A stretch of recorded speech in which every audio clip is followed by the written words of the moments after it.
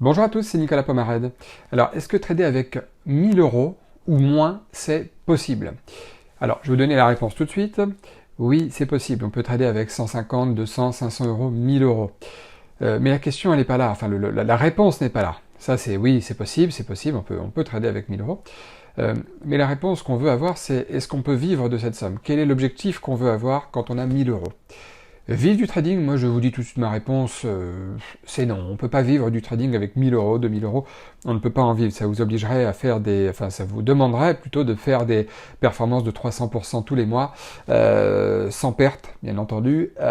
Et puis ça, c'est impossible. C'est pas impossible, j'aime pas dire ça, mais une chance sur 1 million que ça vous arrive. Il faut vraiment avoir un gros coup de poker et puis avoir ce gros coup de poker plusieurs fois. Avoir des nerfs solides, parce que pour faire fructifier une somme comme ça, il ne faut pas être dans le bon sens pendant quelques secondes, il faut être dans le bon sens du marché pendant plusieurs jours pour que ça puisse doubler votre capital. Et je parle pas uniquement de mettre un énorme effet de levier, hein, je parle vraiment de tenir ses positions, et là c'est costaud.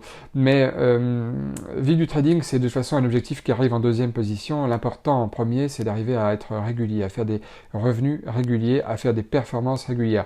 Si déjà avec 1000 euros vous arrivez à faire tous les mois 4, 5, 6% par mois, vous êtes très bon pendant plusieurs mois. Je vous conseille de laisser fructifier votre capital pour que vous puissiez après faire grossir ce capital et après prendre des risques un peu plus importants, et ainsi de suite, et ainsi de suite. Mais pour vivre du trading, c'est niette. Oubliez, ce n'est pas possible. Je préfère vous le dire, c'est pas possible. Mais concentrez-vous sur la méthode, sur votre processus, sur un marché et une dynamique qui vous convient, sur un style qui vous convient. Est-ce que vous êtes plutôt scalper, day trader, swing trader, c'est-à-dire avoir plutôt sur le long terme? Est-ce que vous êtes plutôt court terme, moyen terme? Voilà, vous décidez.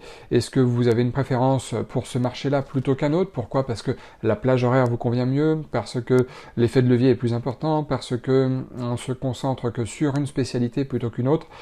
Regardez tout ça, voyez ce qui va mieux pour vous, et puis après, vous serez à même de faire un choix pertinent là-dessus. Mais vivre avec 1000 euros de capital, ce n'est pas possible, mais vraiment, ce n'est pas grave. Ce n'est pas ça la priorité quand on commence le trading. Quand on commence le trading, c'est d'apprendre, de faire ses gamelles, de gérer son capital au mieux, et c'est ça qui compte le plus. Petit conseil, entre parenthèses, on dit toujours, et c'est pas faux, que l'idéal quand on fait du trading, c'est de ne pas risquer plus de 1% par trade. 1% sur 1000 euros, ça équivaut à 10 euros de risque.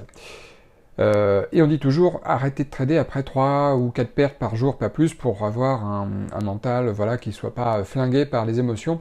Et ça, je suis d'accord avec ça aussi. Mais un petit conseil, malgré tout, malgré une petite somme comme ça, 1000 euros, je vous recommande quand même d'essayer de trader avec un minimum de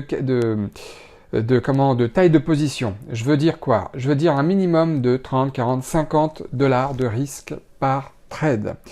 Pourquoi je vous conseille ça? Parce que les frais de trading, à chaque fois que vous achetez, à chaque fois que vous vendez, que vous sortez du marché, vous avez des frais. Vous avez des frais à l'entrée, vous avez des frais à la sortie. En général, ces frais-là, sur une plateforme et un courtier,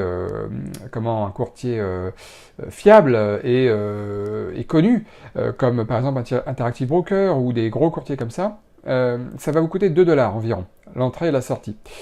Lorsque vous perdez vos 10 dollars, plus 4 dollars. 2 dollars à l'entrée, 2 dollars à la sortie. Ça fait 14 dollars de perte. Lorsque vous gagnez que 6 dollars. Si vous gagnez 10 dollars, vous ne gagnez que 6 dollars parce que, excusez-moi, je parle en dollars parce que j'ai un compte en dollars et que je fais les actions américaines.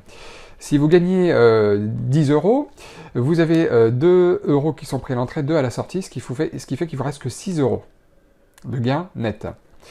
Donc, commencez avec des tailles un tout petit peu plus significatives. Je sais, ça sort un petit peu du 1% de risque par position, mais ce n'est pas grave. Ce n'est pas grave. Pourquoi? Parce que quand vous commencerez avec, admettons, 50 dollars de risque, 50 euros de risque par position, vous vous direz pas plus de 3 trades perdants par jour. Ça, c'est très bien. Mais au moins, lorsque vous gagnerez, parce que quand on gagne, on essaie d'avoir au moins 2 fois son risque, c'est ça l'objectif, ce que je vous recommande, c'est l'idéal, c'est tout à fait convenable, c'est tout à fait faisable d'avoir au moins 2 fois le risque, ce qu'on appelle le risk-reward, le risque ratio, le rapport gain-risque, appelez-le comme vous voulez. Et ça vous donnera déjà des revenus un peu plus significatifs, des gains un peu plus significatifs, un peu plus, parlants. d'accord, et qui puisse un peu gommer vos ordres d'achat et de vente lorsque vous rentrez sur un trade. Sans compter qu'il y a des gens parmi vous qui ont des techniques avec plusieurs prises de bénéfices en allant. Donc à chaque fois que vous prenez les bénéfices, c'est 2 $ qui sortent, qui vont vers le courtier. D'accord? Donc c'est très important d'avoir ça en tête. Moi je vous conseille de risquer un peu plus quand vous avez vraiment un petit capital. Évidemment pour avoir le côté un peu sensation, pour avoir le côté un peu...